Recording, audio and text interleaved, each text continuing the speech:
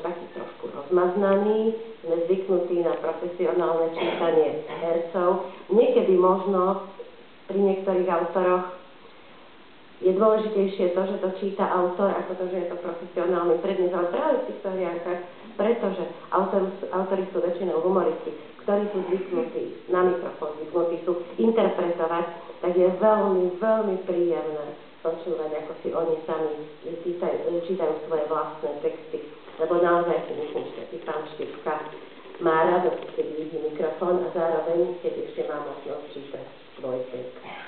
Je to veľmi príjemná spolupráca a vyslovene v tomto cykle hrianky sa stretávam so strany autorov naozaj s radosťou, že môžu svoje texty čítať, lebo neviem, či si to uvedomujete, ale už je to pomaly vymierajúci fenomén, aby si autori sami čítali v rozhlase svoje texty a sú vďační tejto možnosti, ktorú nám dala Regina.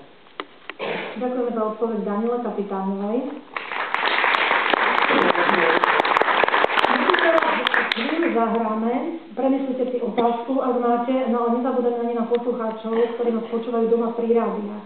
Takže ak nám chcete zatelefonovať a niečo sa mojich hostí opýtať, 02 57 27 38 25.